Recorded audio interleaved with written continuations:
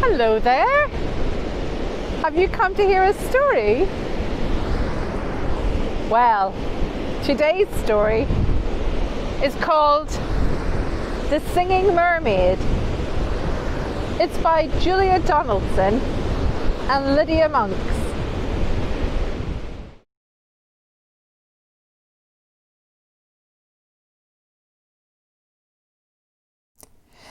Did you ever go to Silver Sands on a sunny summer's day?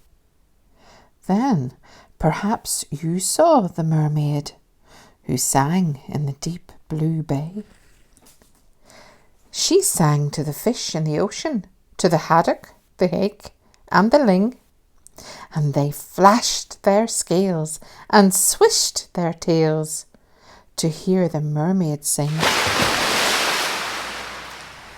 And sometimes the singing mermaid swam to the silvery shore. She sat and combed her golden hair, and then she sang some more. She sang to the cockles and mussels. She sang to the birds on the wing, and the seashells clapped and the seagulls flapped to hear the mermaid sing. When Sam Sly's circus came to town, Sam took a stroll by the sea. He heard the mermaid singing and he rubbed his hands with glee. He said, "I can make you famous. I can make you rich." He said, "You shall swim in a pool of marble and sleep on a fine feather bed. You shall sing for the lords and the ladies. You shall sing for the queen and the king.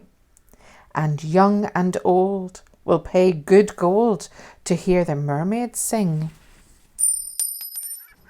"Don't go, don't go," cried the seagulls.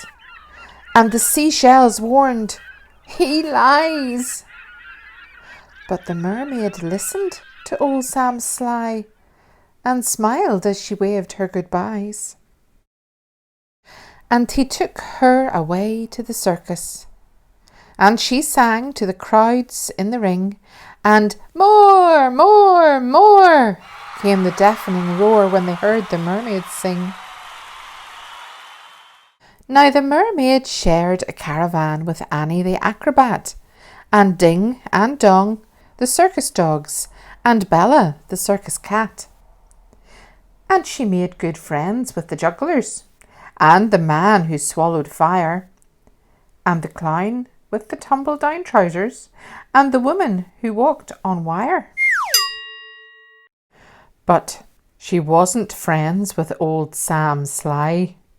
No, she didn't care for him, for he made her live in a fish tank where there wasn't room to swim, and there was no pool of marble, there was no feather bed. And when she begged him, "Set me free," he laughed and shook his head. All summer long the circus toured, all autumn, winter, spring, and many a crowd cheered long and loud to hear the mermaid sing.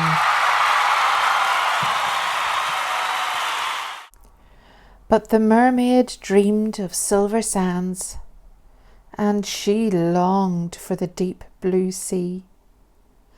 And her songs grew sad, and again she said, "I beg you, set me free."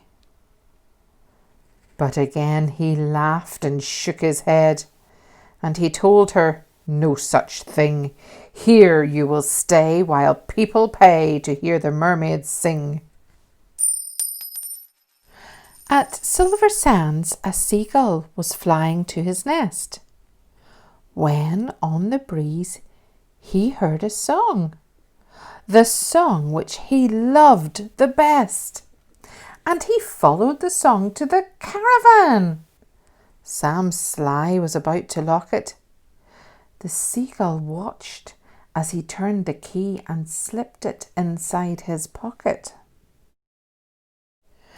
The seagull waited till Sam had gone. Then he perched on the windowsill and tap, tap, tap. At the window he tapped with his yellow bill. Come back to Silver Sands. It's only a mile away. I can find the key and set you free if you'll come back home to the bay. Escape, barked the dogs. Escape, meowed the cat. But the mermaid sighed. I'd fail, for how could I walk to Silver Sands when I only have a tail?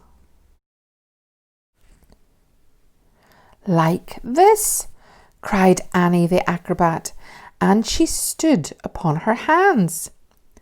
This is the way, the only way to get to Silver Sands. Right hand, left hand, tail up high. There's really nothing to it. I'll give you lessons every night. You'll soon learn how to do it. Next week, while Sam was snoring, the seagull stole the key. He carried it off to the caravan and set the mermaid free. And he flew ahead to guide her as she walked upon her hands all along the moonlit road that led to Silver Sands. And the creatures on the seashore and the fish beneath the foam jumped and splashed and danced with joy to have their mermaid home. And she sang to the cockles and mussels. She sang to the birds on the wing. And the seashells clapped and the seagulls flapped to hear the mermaids sing. And if you go down to Silver Sands and swim in the Bay of Blue, perhaps you'll see the mermaid, and perhaps she'll sing for you.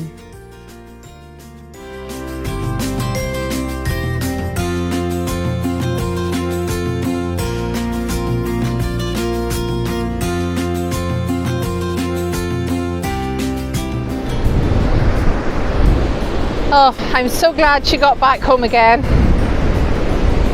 Remember, if you're down at the beach, look out for mermaids.